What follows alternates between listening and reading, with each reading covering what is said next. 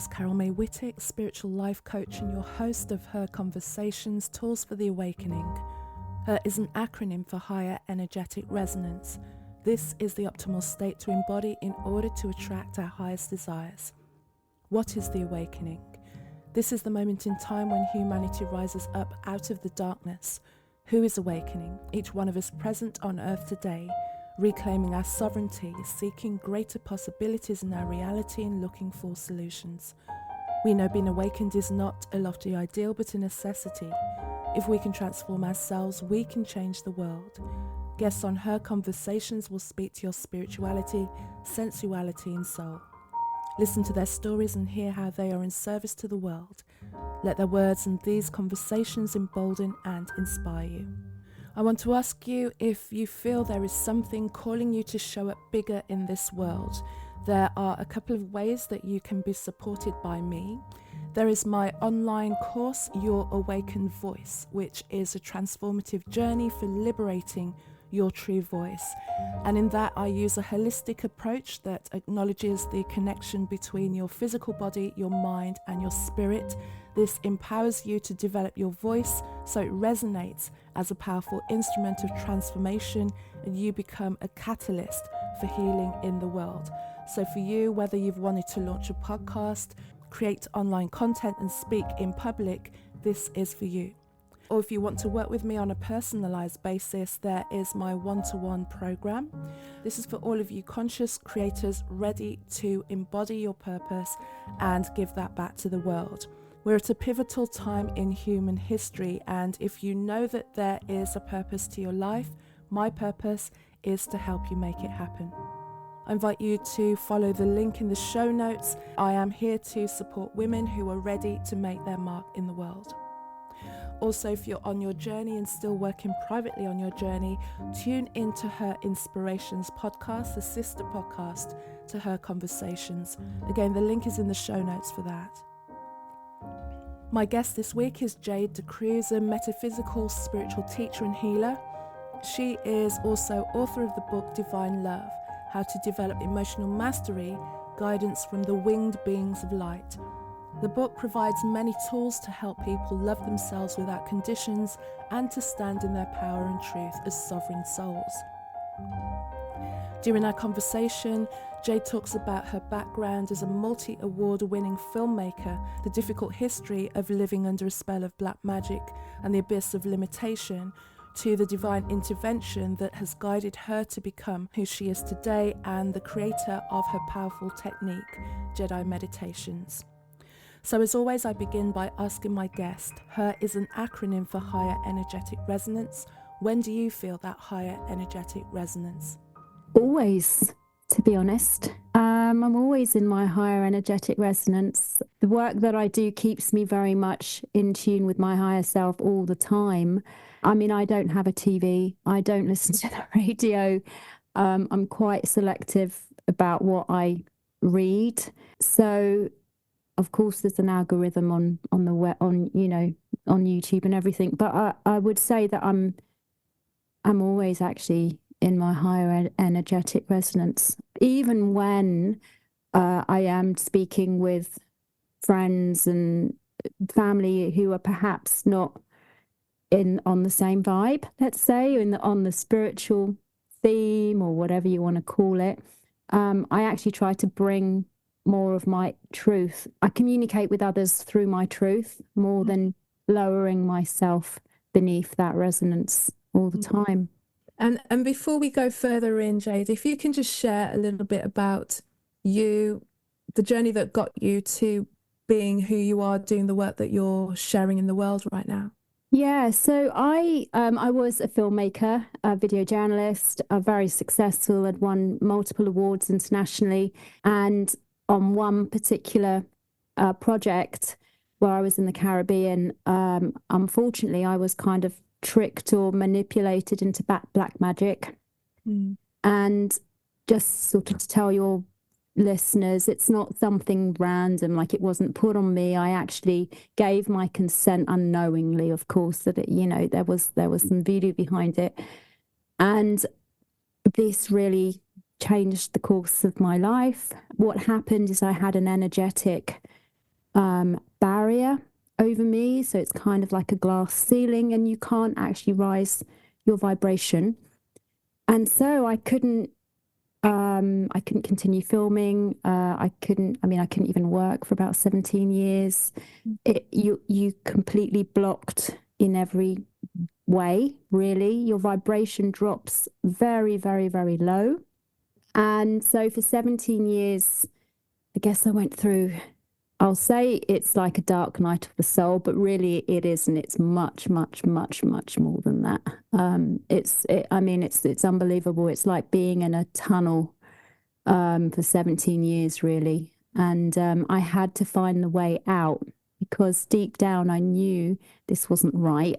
I've always been very spiritual. I've always been very synchronized and lived in that synchronicity. So I knew when this happened, or maybe not immediately when it happened, but at least a couple of months afterwards, that things were not right.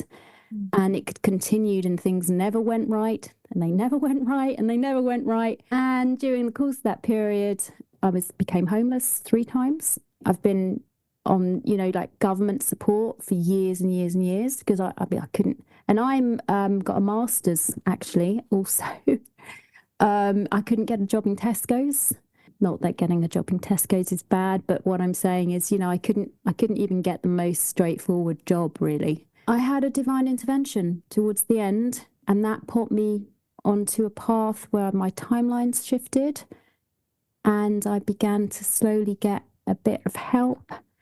And during that time, I also trained myself into various different techniques of healing. Really, it was just to heal myself. I had to get myself out of it. And the level of support that I needed, or the degree to which I was in this spell, to be honest, there's nobody that can help you at that level, because even when you look for healers or energy healers, no one understands that. Eventually, after that divine intervention, I was put in touch with various people here and there, step by step, who would take off one piece and then another piece and another piece. How long was that crawling out, or that kind of emerging out of that period of time for you? It was a long time, actually. It doesn't happen overnight. I would say about 6 years from the moment I had that divine contact. It was 6 years later. I was finally out. And during that 6 years, part of my life got worse.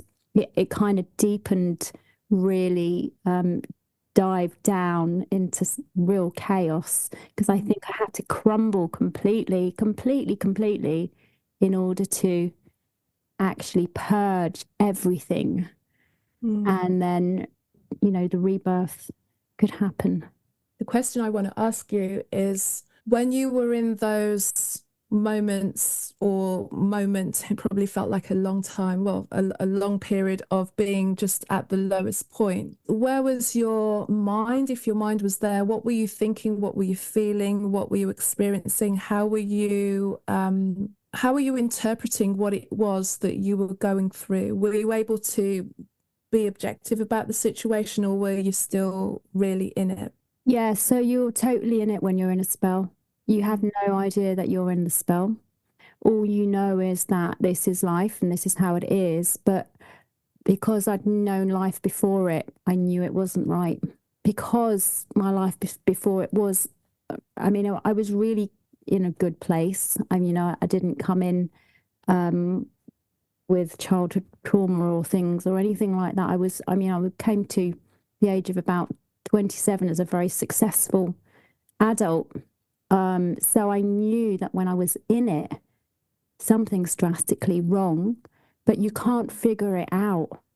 This is the thing. So all the limiting beliefs or negative beliefs that I eventually purged were created during that period, because you begin to, you do begin to think, oh, well, maybe I do have to just go into debt because I need to get some money, even though it's not right. And I began to follow the convention or the crowd because it's like, well, everyone else is just getting a normal job. Maybe it's stupid to think that I can get back into film. Maybe I've just got to wake up with my dream or my passion. And you really question yourself deeply because you can't understand why things don't work out for you. Plus, explaining to other people and to your family why things don't work out for you. So you become this record player of like, oh God, here she goes again. Going for another job that I don't get, another job that I don't get. And it's like, this is not right. When your contemporaries are all really successful. I mean, my best friends, they're all really, great, massive, successful lives. It's like I'm living in a system as if I would have virtually no education and two pence in my pocket for 17 years. So you do question, and the only thing that kept me going was my real inner truth. I've always known my truth, and my truth is that this is not the life I'm supposed to live. I didn't have 17 years of like going down, but then there was a long period of time where things just never quite got where they, there was always a bit, it was never that big. And then there was a moment where it just went down, like literally went down for a good 6 or 7 months, where it was like I lost everything. Like no home, no job, no thing, like just about kind of clawing out of it. I remember during that period of time for a long time, just going, like, knowing that I was separated from something. To this day, like 4 or 5 years later, I'm still trying to find the words of what that was.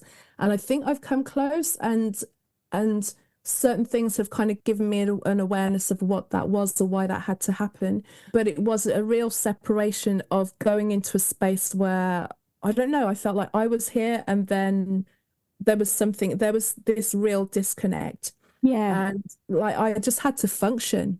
Yeah. Like, I remember about that time was like, okay, we need to get up and have a shower, and it like life slowed down to You're that. off your path. That's what happens. You become so aligned. You're not aligned on your path, and you're not aligned, but you're still living, but somehow you've come off the path. Yeah. There was a real derailment, and it was triggered by me having to make a decision to kind of like make a separation from toxicity that I'd been playing up to for many years. And then in cutting myself away, then it was like, okay, ship ahoy, just sailing around and floating. There were moments of awakening within that. So I remember there was one time, and I was doing little bits of work. So there was one time I was actually in Germany, of all places, and we'd flown out there. I didn't have to work for a day or so, or like a day and a bit or something. So I just went to bed and I slept for I don't know how long. Waking up and going, oh, hang on. Like I felt that we'd kind of like touched base again. It was like, oh, we're back. It's almost like you wake up from a dream or a trance where you're like, okay, now we get out of this. And it took a while, because then shortly after, the world went into lockdown for a couple of years. So it wasn't like an overnight situation. This has been like a real 3-4 year journey of really reclaiming where that went.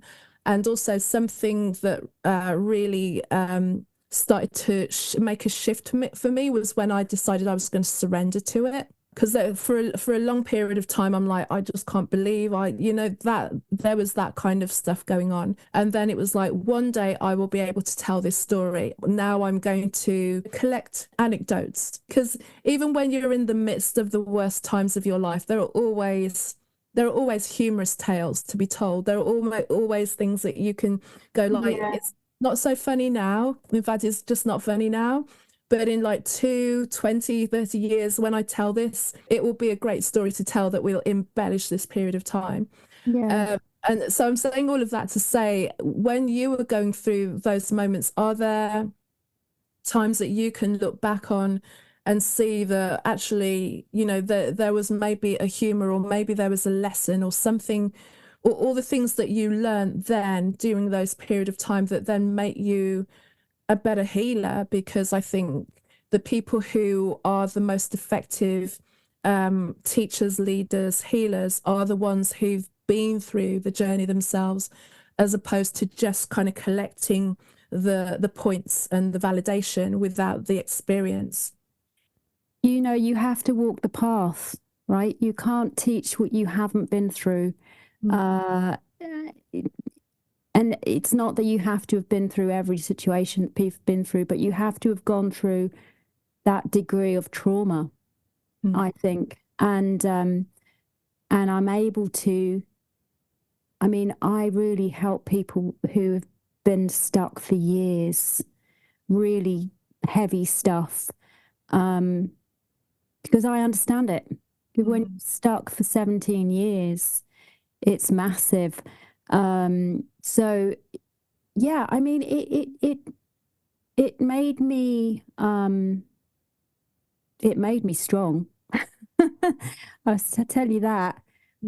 Strong, not just in you, the personality or the resilience, but it just makes you powerful, because you think, bloody hell, if I've been through that, I've walked that path, never again. It ain't happening in another lifetime. So it gave me a sense of, I was always divine, I've always been spiritual, but this gave me a sense of truly co-creating and embodying more spiritual power, in a sense, because I know that I was supported throughout the journey, even though it was perhaps a speck of light. It really was a speck of light. And I never, ever, ever gave up. That's the thing. I never fell into depression. I never had to go. I mean, I never gave up. And I think if I've been through that, it really helps me to tell people, you never give up. Right. Never. There's always a possibility for change. Always. And miracle moments. Like, if I think of a miracle moment, because there were times where I was like, I don't even have enough money to actually pull it out the wall. You know, it was like that level of like, okay, like, what are we going to do? And there'd be times, there were a number of times where money just turned up. There was one time where I had most of my stuff in storage. I was just about managing to keep it in storage, like literally just about managing to keep it in storage. And like, they threatened me so many times to check it out. I'm like, please, this is everything I've got. Bear with me while I sort whatever this life is out. And going there one time just to kind of like get new stuff, I walked into the lift, and then on the floor was just some folded up money. It's like 40 quid. And I picked it up and I cried like a baby. Because, and it wasn't so much that it was like, oh my God, 40 quid, you know, it was just like, it was like knowing that, like, even though I felt like I was in like a rock, it was the lowest I'd ever been, even lower than the loss of my mother. But I think actually this was like part of it. It was just a delayed thing, because when I look in retrospect to that period of time, there was a lot of bereavement that I hadn't kind of dealt with, and everything. When you get stripped of everything, you're like, oh, okay, it's time for me to really grieve everything. But I remember just finding it on the ground and just being, oh my God, you know, like, something like it might as well have been a million. Like, it just appeared, like, and I bet you were guided to go into that lift as well somehow. Because the thing is, the lift opened, and it was a massive lift, and it was like smack bang in the middle. It's like anyone could have walked in and picked it up.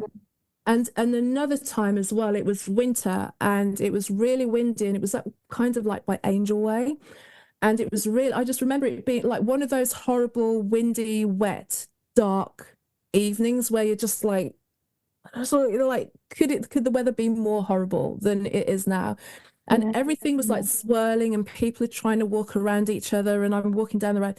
And then like the wind just literally blew a tenner into my hand. Yeah, wonderful. Wow. You know, and then after that, just like little crumbs of things, like nothing blew up overnight, but like you say, like little things start to kind of go. let me just really pay attention to the details of how a way is being made for me here. That I was just about to say, because you know what, no matter what you go through, there is a trajectory, right? Mm, You can't see it, but it's almost like laying out the clues. And you are always being helped, even yeah. if it is just a crumbs, like you say, follow here, follow there. But yeah, I mean, I totally relate to that. It's because things are already in a way pre-planned. So, Mm, you know, you were always going to have to do that, go through that, and then find that £20 note. You had to have that experience, mm, and that money, you know, was there to help you to just get through it.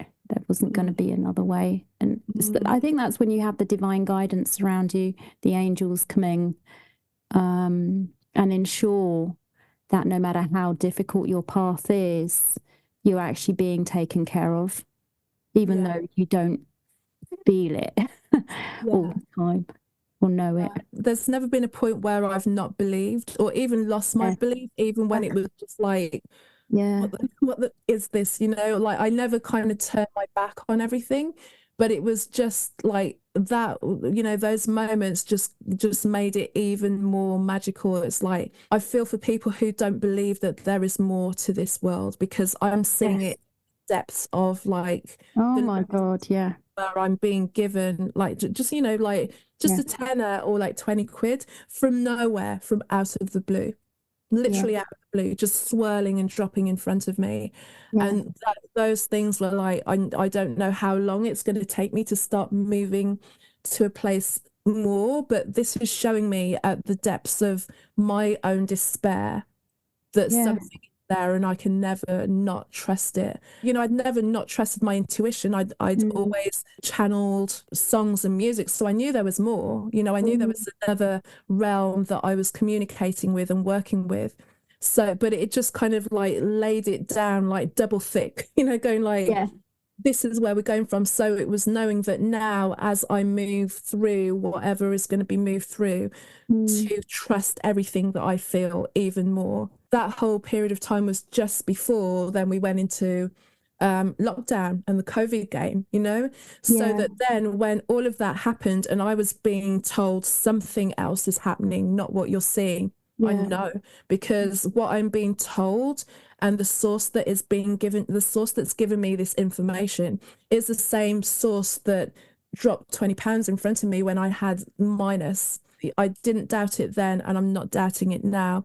What this means, who knows? But all I'm going to do is every time I get the urge to do something now, I'm going to do it more, because I know that now I can see also how important the work that I do Yeah. is. And that's something as well that really pivoted for me around about when that happened. It was like, oh, knowing that there was always going to be a shift in the ages, like the change, the ascension, the rapture, all these different belief systems have spoken about it, and never really knowing what that was going to look like. And then when that happened, I'm like, oh, is this how we're going to do it then? I went into like hyper observer mode of going like, how is the world going to respond to what this is? We're going to see who is made of what they're capable of discerning, where their moral compass is, where their spirituality and their true belief is rooted, where their authenticity is. This is literally going to show us who's who in the zoo. Mm,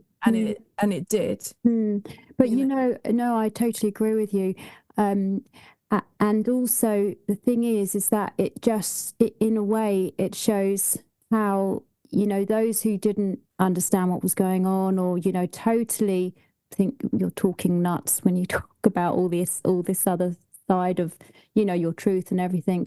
You know, Mm, at the same time, you see how conditioned the world is, and how this kind of operation of control has worked, and you see the bigger picture of what's happening. And it's quite difficult sometimes, because there's those that you love who are seeing the complete opposite to what you see. And, you know, it can create arguments, mm. right? As Best. well, you know.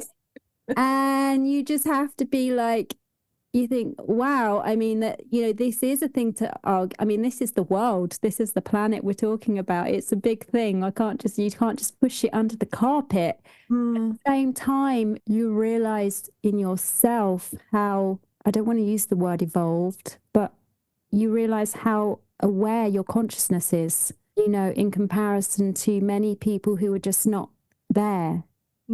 Again, without judging anyone else, but you begin to sort of realize how all the pieces fit together, as you were talking about, from your past, a bit here, a bit there. The tapestry comes together, right, and you see it unfolding. And also as well, to not kind of say, oh, there's a hierarchy of awareness, is sometimes you only get exposed to something, or sometimes things are only revealed to you because your journey has stripped everything away from you, in order for you then to be able to see. Because I think also, if society as it has been, depending on where you feel about where you are in the mix of mainstream thought and consensus behavior, has always done all right for you, then there's no reason for you to look at anything other. If you've it's your security, done the right thing, played the game, and been rewarded for it, then you're not going to deny it if everything around you is warm and cushy and comfortable. Right. Whereas if the system keeps spitting you out and rejecting you and pushing you to the edge, then you're like, well, it's just like, hang on a minute, no, like, why do they have it this way? Why does that? Why are some people considered to be the experts, the intelligent, the more aware ones? And then that also was a shift in what intelligence meant, really. Yeah, of course. So, sometimes we just latch on to the laurels of society, and I know you've got masters and everything, so you've gone through the education system as well. And sometimes education without personal discernment is doing you a disservice. Like it will keep you very much contained, and then you won't be able to question anything, because then you lose your status and your belief system and your everything around you as well, your community, and maybe even your mind as well, if you don't have any level of if you're not rooted in something.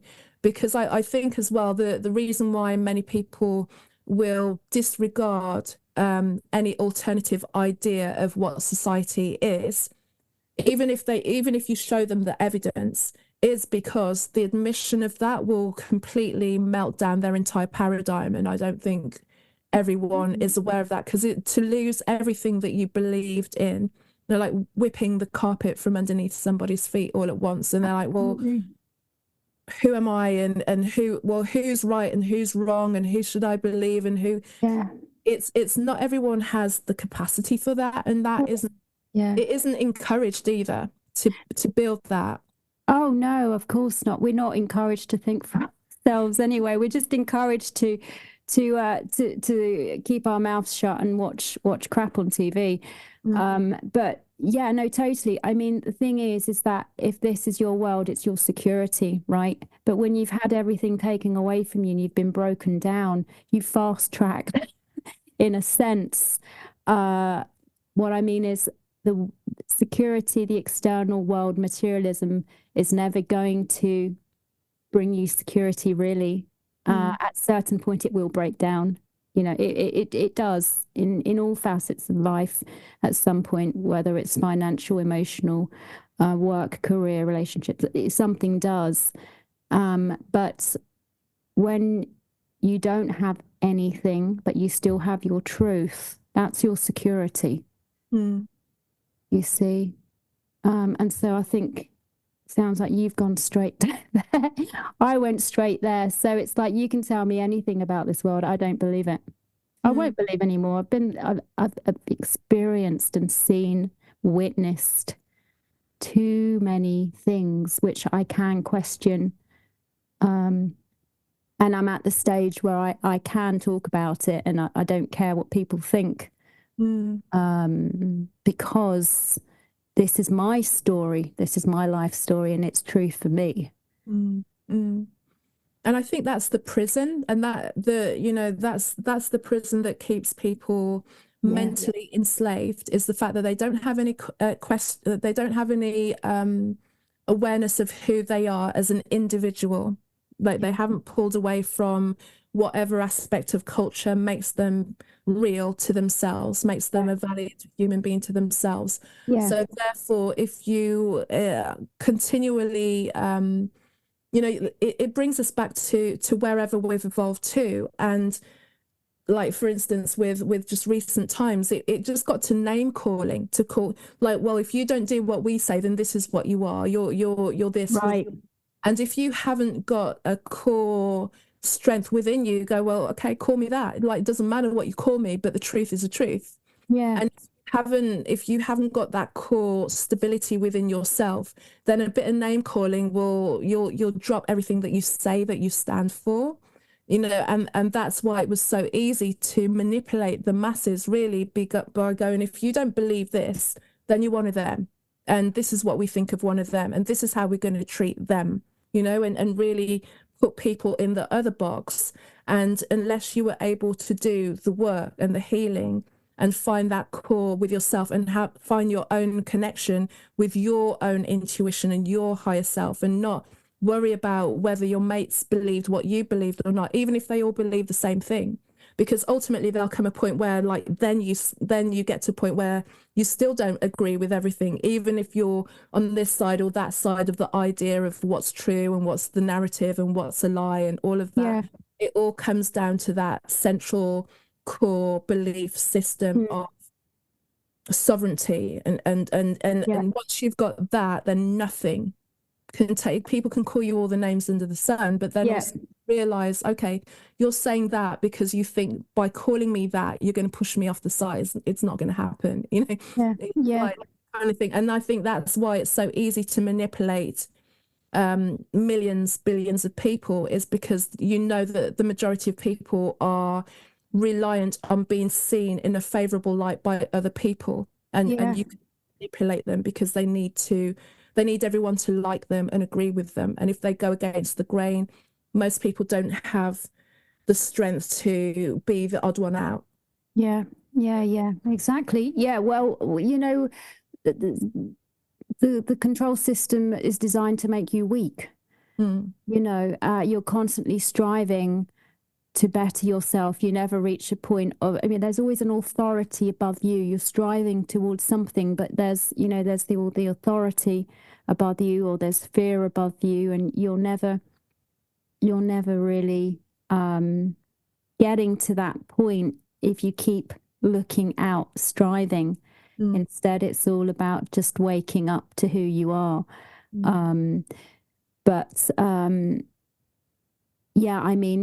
On top of all of that, religion, ideology, that's the biggest control system ever created. It's crazy, religion. And I'm not against religions. I'm Roman Catholic, I was baptized and all the rest of it, but I understood very early on that the Roman Catholic Church, I'm half Italian, so grew up in London, I was going to a very austere Presbyterian or Anglican church, and actually I connected with spirituality wonderfully, right? Very sacred, very, very minimal, it's just pure connection with spirit, more like that. Go to Italy, it's all just gold and flowers and ornaments, and it's just like, where do they get the money for all of this? It's so ostentatious. And I knew earlier on I couldn't understand. I couldn't understand why they needed the money, when there's so much poverty in the world. And I also never really understood why you needed a pope. Why do you need to have someone between you and God? I never got that. So yeah, but yes, it is control. Nobody wants to question God. right? When you're religious or you're Christian, it's a sin to even think like, what if I don't believe in God? Oh no, that something terrible is going to happen to me if I don't believe in God and Jesus. Mm. And I That think you, security, it gives you a false security religion, doesn't it? yeah, and a false security of, because I was born into the church. I was a pastor's kid. You can't get more church Oh, than that. I wow. literally came right in. Uh, Wow. so over the years, I mean, my first shift in religion, as it were, was my father passed when I was very young, and then my mum stayed in the Pentecostal church for a while, and then we went to Church of England church. So then that was a culture shift, because it's so quiet here. Everyone's so like, and, Yes. and Yeah. the services are so short. They're like done in an hour. It's like I've never heard of such a thing, because like church, you were like there all day long. And the music and the speaking in tongues and the way that they celebrated. So Right. very early on, I saw how people kind of worshipped in a different way, but said they were worshipping the same thing, or the same God. And then during my years, I've just meandered in and out of lots of different modalities and belief systems and practices and so forth. So I've seen the commonalities actually in the majority of them, in that and it's interesting then to come full circle and still be in contact with people from my father's church, and seeing how me taking 50 years of like journeying through all of these practices and then coming back and going, well, and the people who don't shift, who've never taken all of those journeys, Yeah. have such a very narrow idea about where they're at and what everything else is. Yeah. Like, well, it's not entirely like that, but there are similarities in that, even though these practices are not necessarily religious or are more esoteric or spiritual, there is a level of dogma amongst all of them sometimes. Yeah. And then also there is also a hierarchy where somebody gets put on a pedestal, a human being gets put on a pedestal, and everyone kind of defers to them, and they have the word of the Most High or the Guru or everything coming through Yeah. there. And Yeah. then ultimately over time, that the figurehead or the power structure will be met with just humanity, like human stuff comes up. And then you're like, okay, I'm seeing this happen again and again, seeing it in yoga communities, religious communities, spiritual communities, new age communities, time and time and time and time again. Like all the same. Like I could write, well, I'm writing a book, but I'm writing a book about something else. But it's the interesting parallels that Yeah. where people go to these different areas for spiritual succor, almost, Yeah. spiritual. Yeah. That Yeah. ultimately, if you keep going into groups for that, into cultures for that, and that's not to say not to have community, but if Yeah. you go there and then defer to one person who's filtering down the word of the whoever, you're going to come a cropper. Yeah. Because I've just seen it happen too many times. And it comes eventually to going back to what I said before, is finding that own connection with yourself. And then even if you do want to go to, I was thinking Christmas Day, I'm like, I might go to church. Just because I kind of like the singing and the whole Yeah. setting, Of course. the Yeah. atmosphere and all of that kind of thing. So, I'll happily go into any kind of group, and because there's an energy and a reverence around people who are in worship and in connection with something in a Yes. pure way. Yes. It's when the politics of that structure, or when the personal deference goes and everyone's sitting there waiting for a savior, or sending their power one way and waiting for the drips of wisdom to come down, Yeah. then there becomes a problem. So I'm glad that my journey's kind of taken me around the houses a bit, because then I've kind of seen where there's the truth, and there's a lot of BS out there as well, but also in people do defer a lot of their own personal work to these things like spiritual bypassing, or waiting for the not being able to live our lives until we die and we come and live on the other side, you know? Religion takes away responsibility from the human, right? It's like, oh, God will take care of it.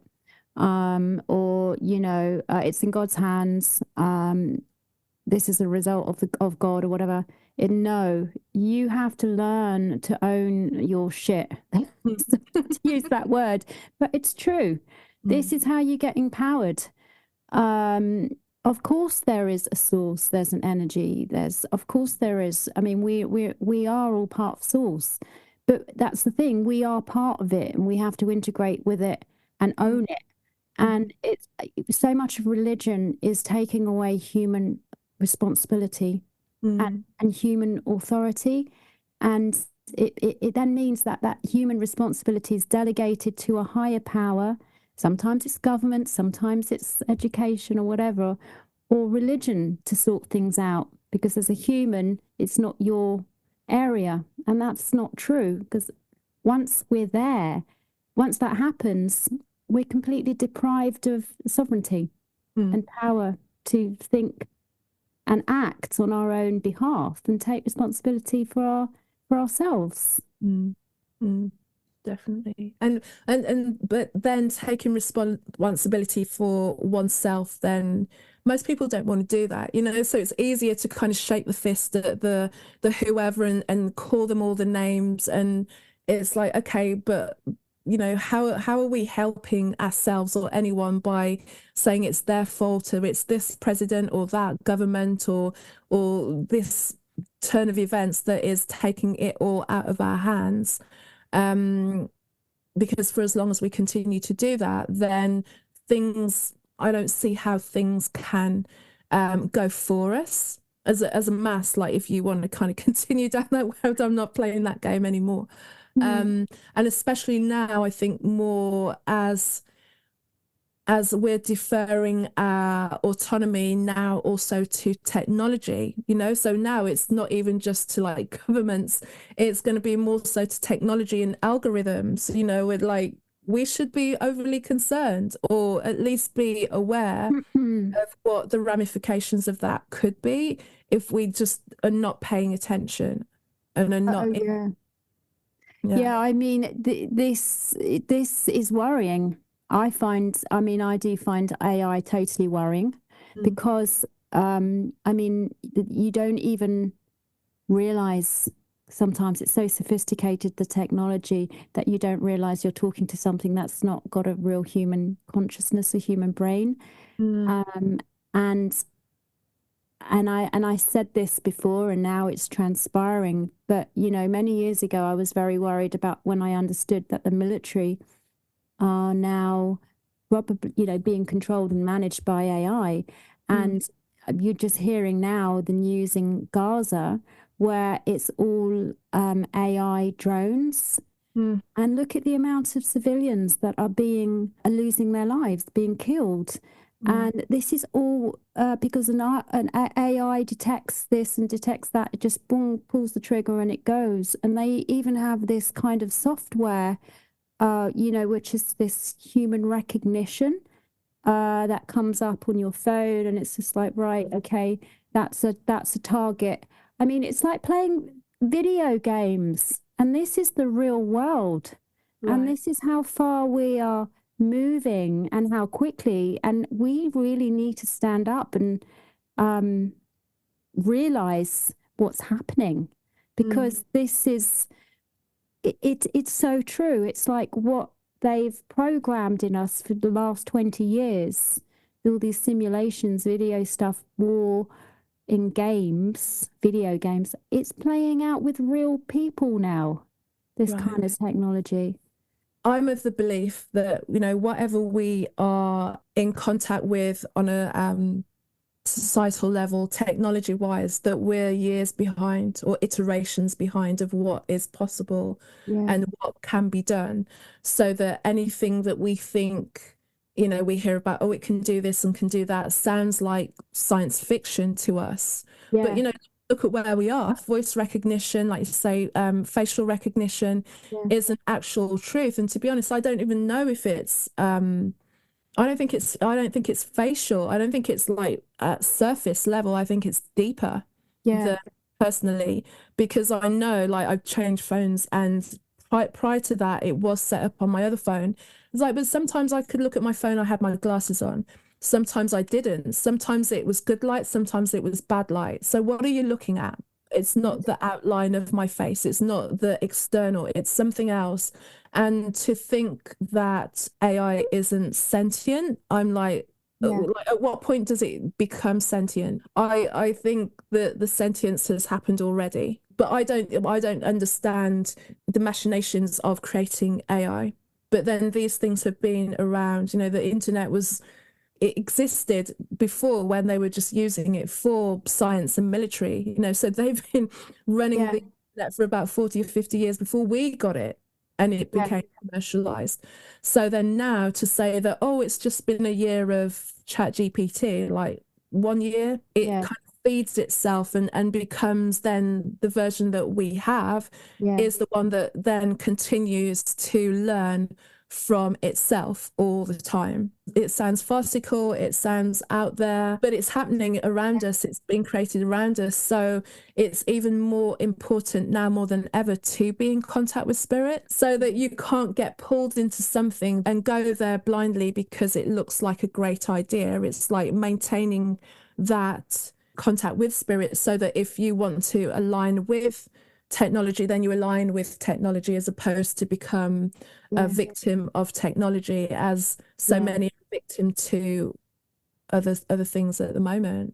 If you look at the bombardment and the quickening of the ways in order to manipulate people to get into technology, I mean, it's things like AI, they don't want people to wake up, of course, but it, you know, it is becoming absolutely imperative.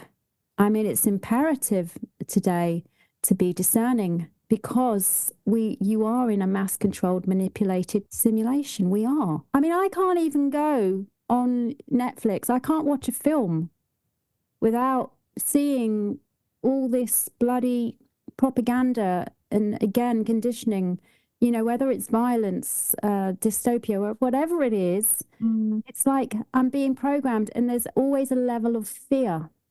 There's always a right. level of fear. And they teach this in schools as well. And the other thing is history. It's like we're still learning at school the same history, the same bloody curriculum Mm. of novels and you know English novels and literature that we've been learning for the last 200 years. Where's the freedom of expression and the new identity coming out? We're not allowed to grow, although people think there is a growth and an evolution happening. It's a growth and an evolution according to an agenda, how we're projected according to what the big agenda plays out is how we're supposed to grow. Unless Unless we turn to we spirit. just think, you know what, I'm not sure that I want to go down that road as well. And I think I'm sure you'll know this as someone who's like more than me, rooted in film, that these dystopian tales have been, as long as there've been movies, there's been tales of dystopia.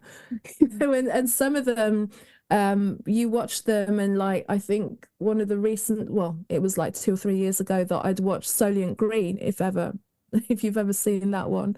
I don't know that one. What is it called? Solient Green. I think the year was 2022 or 2023. So it was set in the future. There's an elite that kind of live this beautiful life and everyone else. It's kind of like Metropolis all over again. There's this elite and then there's just kind of servant class. Basically, there's nothing in between. You know, like it sound familiar? And Yeah. so, you know, the elite people like live in these gorgeous houses and they eat real food, and everyone else eats these kind of crackers called Solient Green and don't really know Oh, what it is. So everyone lives this kind of dystopian life, and they do not much for work, and the only way that you can experience nature is you'd go and watch it in a movie drome or something. And yeah. there's a few older generation people that talk about the time that they used to be able to go and sit in front of trees, and everyone else is like, what are you talking about? Like, there's no such thing as nature. You know, they're talking about these things. And one of the senior characters then decides that it's enough for him. So he goes to there's a term for it and I can't remember, where he like goes to like turn himself off basically. It's like, you know what, I've had enough. Like I'm Yeah. cashing in my chips. So then he goes and he kind of like chooses his program of like watching, you know, a video of like sunsets and nature and just going into this, and then they turn him off when he's done. And the I want to say Robert Redford, but maybe it's not Robert Redford, somebody like that. And but then he's watching through that his friend has like checked himself into this, you know, and he's like, oh my God, he was telling the truth, this nature, it was real. And then he follows these carts and realizes, like, this can get quite grim actually, but then he realizes what this Solient Green is actually once souls have left their physical form then gets recycled to then be the nutrients for the masses. I hope that makes sense. I'm trying to make it as beautiful. But yeah, that's the kind of, you know, that's like some people eat processed foods, some people don't. Yeah. Gosh. But there's like that. I mean, there's like so much more to it. Yeah. But there's a number of them that when you look at the storylines, it's like it's not so far off where we're at. I mean, I think They Live is one of the classic ones as well. And then of course The Matrix. The storylines that we've not yet seen, or maybe they're just not mainstream, are the ones where mankind realizes, no, I'm bringing it back to the mankind realizes, hang on a minute, this is where it could be going. We've been feeding into these stories that are being told to us, and so we're then creating it maybe unconsciously for the most part, because subconsciously these messages are telling us this is the way that we're going into this dystopian existence. Technology is making the decisions for us. But then there is that turning point where before the gate comes behind us, do we, you know, stand on the other side of the pen? Make sure that we're not caught in the pen. I mean, the system is so elaborate, right? This manipulation thing. I mean, you know, even when it comes down to the film or the film line and the story, that's been embedded by, you know, different again, controlling mechanisms, whether they're in Hollywood or wherever, the people with the power, wherever, you know, it's all carefully orchestrated. And then, you know, that film's not coming out of nowhere for no reason. You see, I personally think this whole life and the whole reality, the whole system is a big game. Like, it's a game. And those of us who realize or see that, we're starting to work out the codes. You know, and it's about deciphering everything. And so when it comes to when you said, do we stay on the sideline or do we shift it? You know, half of the time the story's already written. And I don't like to, you know, I believe in free will and all of this stuff, but I think there is a kind of scenario that's happening, and is it predetermination? I don't know. I don't really know how this is all going. I don't know, but we are in a game, and I don't know if we're supposed to stop what's happening, if that's part of the game. Of course of course we want to stop and we have to stop and we're trying to stop, but I don't really know what the end game is. When we wake up and we, you know, transition into, when we leave this incarnation and we transition out, do we just go, right, okay, I created that world, this is what I experienced, da da da da da, and are we all happy and friendly and it's all fine? I don't know, but I'm beginning to question it. And this is where I say where now my beliefs are going, because I've been through religion, I've been through following religion, I've done all of them, I've investigated all of them. I've been under black magic, I've had a divine intervention, I've done conspiracy theories, I've done nature, worked with Mother Earth, I've done it all. Well, not all, but I'm at the point where now I'm thinking, right, now what's next? Is this really just a game? And we all wake up one day and we wake up. And that was it, you know, and that there's no meaning in any of it. Like, there's, whether I experience being a Christian all my life is that any more important than me experiencing not being a Christian all my life? It's all the same thing that I'm creating and I'm experiencing as part of my thinking and my world and my reality. Mm. And how is that better or worse than anyone else's? It's not. It's just a product of me. And is the game and the conspiracy and the control and the mechanism just part of this? Part of the part of the thing. Part of the game, you know what I mean? Like a bit like the Hunger Games. And then ultimately there's no meaning. It was just a thing. Yeah. I do actually really sometimes think that. Who knows? It's interesting because I had a similar conversation a couple of weeks back, and it was, what if there, like, we kind of got to the point of like, what if there is no meaning? You're just like, gosh, yeah. Like, when do we pop out and then just go, oh, do you fancy another round? Yeah, pull the curtain back and just find, there are, a couple of people standing behind the scenes, which are you or something, or I don't know, a group of you that just created this simulation. For a ride. You can pull back so many ways and just then go like, well, what's the point then? Or you can go deeper into it. Maybe that's the experience that you can play around with, the experience of, like, if you want to call it density. I can attest to having different experiences of density, and I'm not playing the 3D, 5D. I'm just talking about experiences of density within days. It could be within a single day, depending on where I'm at and the conversations that I'm having or how I'm being seen or showing up or anything, can have different experiences of existence within my own density. Absolutely. There could be like really light days, and then there can be days where it's just like, oh, this is heavy stuff. So who knows, maybe that's the game. Maybe that's the game. It's like you just bounce in and out, backwards and forwards. And there are these people that are playing, we're the government, we control you. That's the way that, and you can go into that simulation and play, I'm a product of the system, I can't get out of it. Or you can be out here going, oh, look at those people over there playing product of the system. And I'm just, hey, being light and in my truth over here. Who knows? We don't know. I don't know. And as a result of that, like if it is just a game and we've got to put the pieces together, connect the dots and the codes, when we've done that, does that mean that, we've released our karma or we've released something, or, does that mean we're done with this level of dimension? Do you know what I mean? Does it mean that we're not recycled back into the simulation because this time round we've actually figured it all out? I don't know.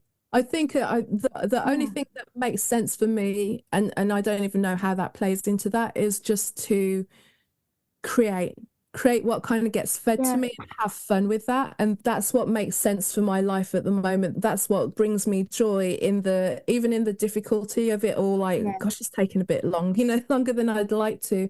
But it's just like listening to the soul, following those ideas, meeting with the people where I align with, that makes life joyful.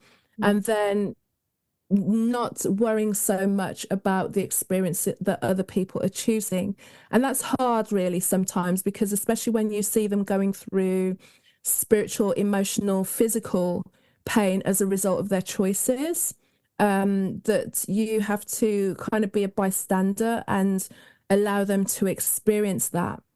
Yeah. But, show up as yourself, and maybe they might decide that, like, I want out of this pain. How do I play on a different level? So who knows? I don't know. The response to that is like, I don't know, but maybe the game is to play at the level that is the realist for you. And then if you're able to realize that you can kind of dip in and out of different like levels of density, then do that if that's what you want to do.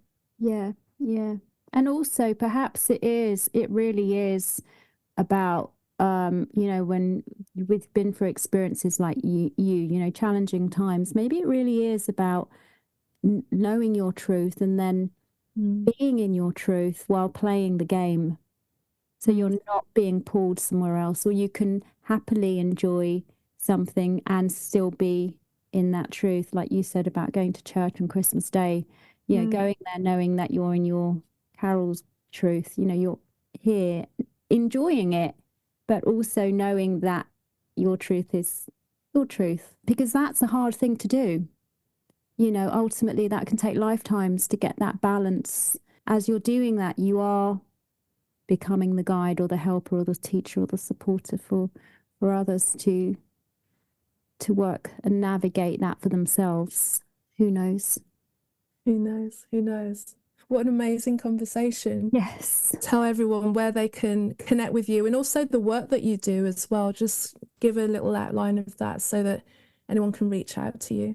Very difficult to describe what I do. I really believe everyone is their own teacher. Everyone is their own guide.